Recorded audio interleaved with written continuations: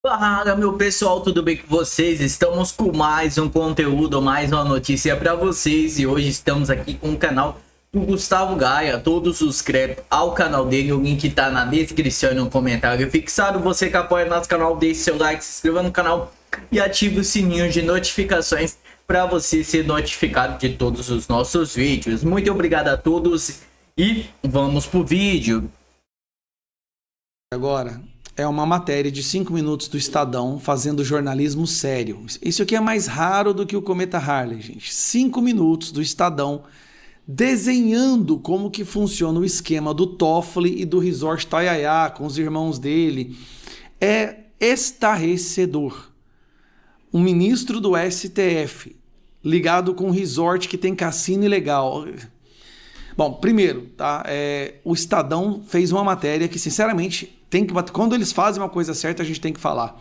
E aqui são 5 minutos do Estadão explicando para você como funciona o esquema do Toffoli. O que liga o ministro? Porque, afinal de contas, é muito confuso, né? É muita coisa criminosa, assim, não dá para fazer uma visão geral, mas vai aqui. Ministro do STF, um resort de luxo e o alvo de uma investigação da Polícia Federal. Eu fui até o interior do Paraná para seguir o rastro de uma sociedade até então desconhecida. O resort em questão é o Tayaya, que fica em Ribeirão Claro, a cidade paranaense de 12 mil habitantes. Eu fui até o resort, que tem piscina aquecida, praia artificial, passeio de lancha, caiaque, saunas, bares e restaurantes. Lá, a gente descobriu que Toffoli é um frequentador assíduo e que costuma se hospedar em uma casa localizada em uma área mais reservada do Tayaya.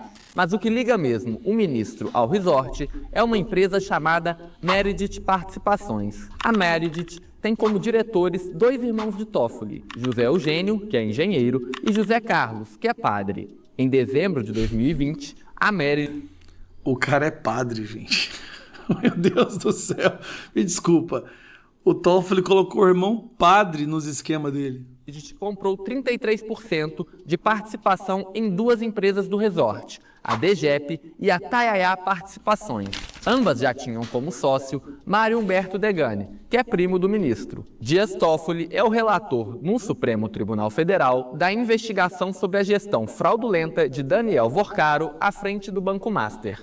No último dia 14 de janeiro, Toffoli autorizou a Polícia Federal a realizar a segunda fase da investigação, chamada Compliance Zero. Os policiais prenderam por algumas horas Fabiano Zettel, cunhado de Vorcaro. A suspeita é que Zettel tenha cometido crimes contra o sistema financeiro. É aqui que as duas pontas se ligam. Nós descobrimos que Zettel era o beneficiário final de um fundo de investimentos chamado Leal. O Leal era o único cotista de outro fundo, o Arlim. Na prática, quem estava por trás do fundo Arlim era o próprio Zettel. Ele comprou em 2021 uma fatia da participação da Meredith, dos irmãos de Toffoli, no resort. Ao Estadão, Zettel confirmou que foi cotista do Arlim, mas disse que saiu do fundo em 2022. Ao longo do ano passado, todos os sócios do Tayaya venderam as participações para o advogado Paulo Humberto Barbosa. Ele já advogou para a JBS em causas tributárias e hoje é o único dono do Tayaya. Eu fui até a casa do José Eugênio, um dos irmãos do Toffoli, que aparece como diretor e presidente da Meredith, para perguntar de onde veio o dinheiro para ele comprar a participação no resort. Aí que foi um dos momentos mais vergonhosos da história do Supremo Tribunal Federal. Enquanto a empresa da família movimentava fatias de um resort de luxo, a realidade na casa do presidente da Meredith, que também funcionava como sede da empresa, era outra. Portão simples, pintura descascada e um piso de garagem quebrado. Quem atendeu foi a esposa dele, Cássia Pires Toffoli, que negou que ele seja sócio do Tayaya. Eu gostaria de perguntar pro José Eugênio como que ele se tornou sócio do... Como sócio, moço? É? Ô, moço, dá uma olhada na minha casa. Tá vendo aqui? Sim. Tá vendo a situação na minha casa? Mas é que Você acha que eu, documento da junta eu não tenho comercial... nem dinheiro para arrumar minhas coisas da minha casa? Se você entrar dentro, você vai ficar assustado. Apesar da fala, vocês podem ver que na Junta Comercial de São Paulo, José Eugênio aparece como diretor-presidente da Meredith, a sócia do resort. Esse documento é de fevereiro de 2025, quando a Meredith vendeu o que ainda tinha no Tayaya para o advogado Paulo Humberto. O José Eugênio, por meio de nota, disse que a Meredith não integra mais o grupo Tayaya e que todos os atos e informações financeiras da empresa foram devidamente declarados à Receita Federal. A gente aqui no Estadão também achou um segundo resort na qual a Meredith foi sócia, o Tayaya Porto Rico, que fica na cidade de São Pedro, na divisa do Paraná com o Mato Grosso do Sul. Esse resort ainda está em obras. A Meredith teve 18% do empreendimento entre 2021 e 2025, quando vendeu a participação. Nesse resort, há assinatura de próprio punho do padre José Carlos Dias Toffoli, o padre Carlão. Eu fui à casa dele em Marília 2 vezes. Em ambas, ele atendeu o interfone, mas desligou assim que eu me identifiquei como repórter. Muito estranho isso, hein? Padre, irmão do Dias Toffoli, sócio de um resort numa empresa. Cara, são milhões. De onde que vem esse dinheiro? Outro sócio desse segundo resort foi o apresentador Ratinho. O Grupo Massa, do qual ele é fundador, disse que teve uma participação minoritária entre fevereiro de 2021 e maio de 2024. Essa participação seria bancada em troca da veiculação de propaganda sobre o resort nas emissoras do Grupo Massa. O grupo disse ainda que saiu do projeto por uma decisão estratégica. O Estadão procurou o ministro Dias Toffoli várias vezes, mas ele não se posicionou até a gravação deste vídeo. Essa rede de conexão... Ministro do STF fugindo da... Os ministros do STF adoram dar entrevistas e agora não querem, por quê? Levanta uma questão fundamental. Como familiares de um ministro que se dizem sem recursos para reformar a própria casa, tornaram-se sócios de empreendimentos milionários ao lado de investigados pelo próprio ministro. Vocês estão entendendo desculpa, a putaria que virou isso aqui? Eu sou Pedro Augusto Figueiredo. E tem mais. No resort funcionava cassino ilegal. Cassino, que é ilegal no Brasil. E esses dias para trás, Toffoli recebeu o André Esteves lá, e a casa dele ainda fica lá. Parece que ele ainda é o dono, mas colocou na mão de um outro laranja. Parece. Aí vem a pergunta. Gente, essas são as pessoas à frente do Supremo Tribunal Brasileiro. O povo que prendeu o Bolsonaro, milhares de pessoas inocentes, o povo que abre investigação de ofício quando a imprensa fala alguma coisa contra eles. O Alexandre de Moraes recentemente falou que a matéria do Metrópolis era criminosa. Olha o buraco moral que nós estamos. Para o Estadão ter que fazer uma matéria desenhando, ainda faltou algumas partes ali, na minha opinião. Ali não mostrou o jatinho do Toffoli andando com o advogado do Banco Master, o Toffoli blindando toda a investigação do Banco Master, pegando todos os celulares, levando para o gabinete dele, escolhendo quais policiais poderiam acessar os celulares apreendidos. Não fala do escritório da esposa do Toffoli que defendeu o Banco Master.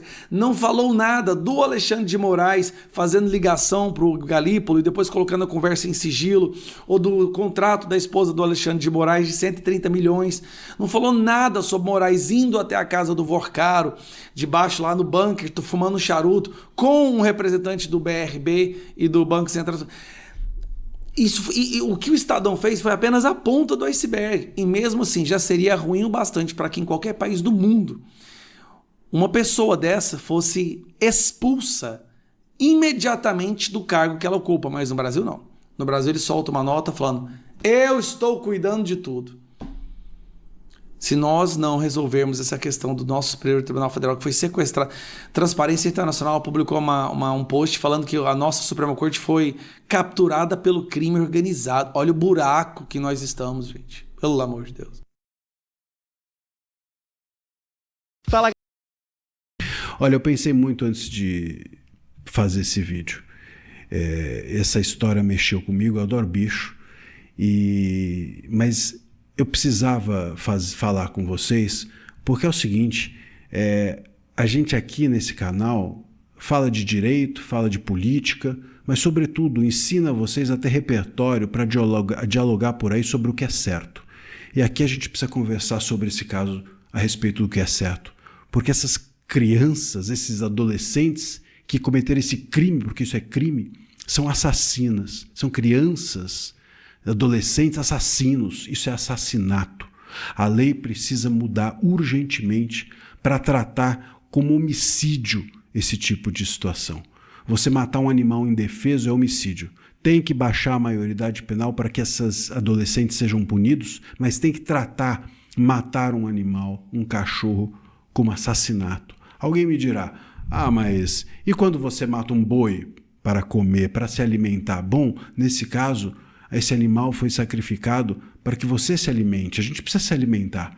Então você honra aquele animal tratando com respeito o alimento, do mesmo jeito que o animal doméstico você honra, tratando com respeito a vida dele, permitindo que ele viva. O importante é o respeito, é a sacralidade com que você enxerga a vida. E sacralidade não tem nada a ver com religião. Pode ter também, mas não necessariamente. Sacralidade tem a ver com você entender o lugar onde você está e respeitar. Respeitar o lugar onde você está. Não foi você que criou. Você não tem o direito de tirar a vida. E de qualquer animal. Eu, inclusive, chego ao ponto, aqui na minha casa, de tratar com respeito formiga. Fico bravo quando piso numa formiga, bravo comigo. Mesmo barata, se você quer saber. Às vezes põe num caixotinho, vejo ali, não pego, claro, mas põe num caixotinho, levo lá embaixo e solto. Porque não é estético o respeito. O respeito é uma questão de caráter. Então eu respeito um animal que se sacrifica para ser alimento, comendo o bife inteiro que está no seu prato. Eu fico com uma birra danada de gente que pede uma comida e deixa pela metade, deixa o bife pela metade. Honra o animal que se sacrificou para que você se alimentasse. Coma ele inteiro, coma o bife todo. E honre por inteiro também um animal que é doméstico. Alimente o animal, tenha por perto.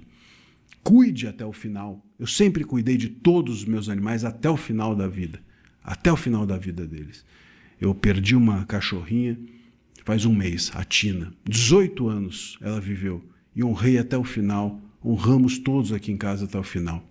Viveu com a maior dignidade possível, sendo cuidada com todo o carinho e que nós conseguimos. Então, essas crianças e esses pais dessas crianças são um bando de idiotas que criaram imbecis assassinos. Nós precisamos mudar urgentemente a nossa legislação para que menores possam ser punidos e para que crimes como esses possam ser considerados assassinato, porque para mim é isso. Para mim é exatamente isso.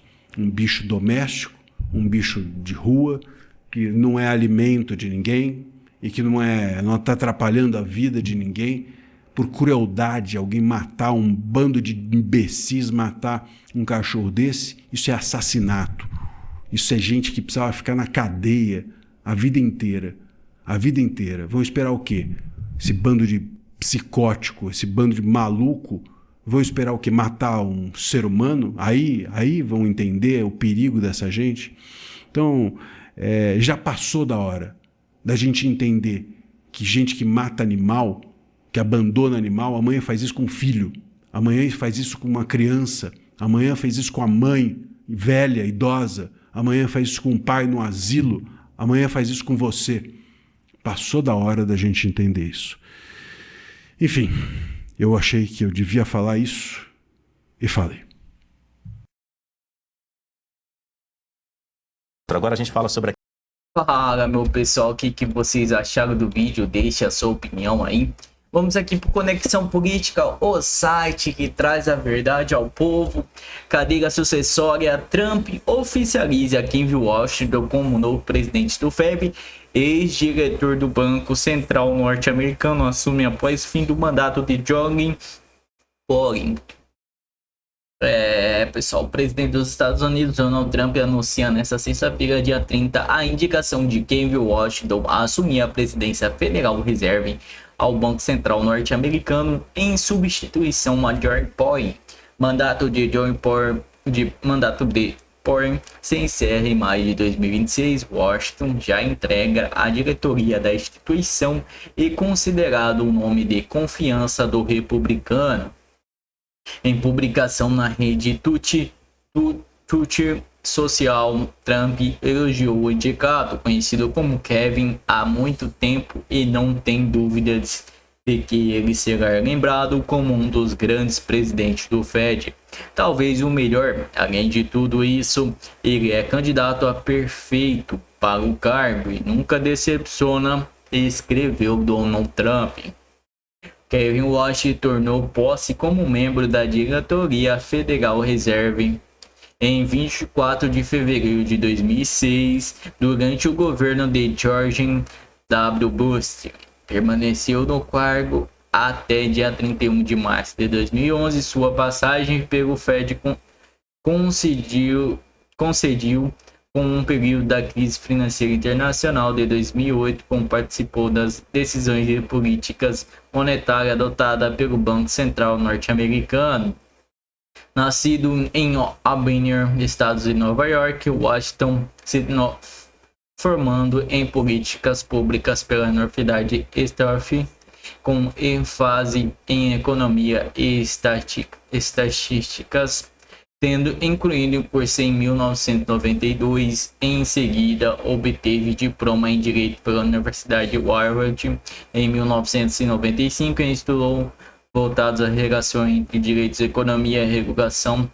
Ele também realizou o curso de Economia de Mercado de Capitais na Harvard Business School na Sorte Scott Washington Michigan e Instituto de Tecnologia de Massachusetts. Então esse foi o vídeo, pessoal. Muito obrigado a todos que estão assistindo o vídeo até esse momento. Obrigado demais. Não se esqueçam de, antes de sair do vídeo, deixar o seu like, se inscrever no canal e ativar o sininho de notificações. Muito obrigado a todos e até o próximo.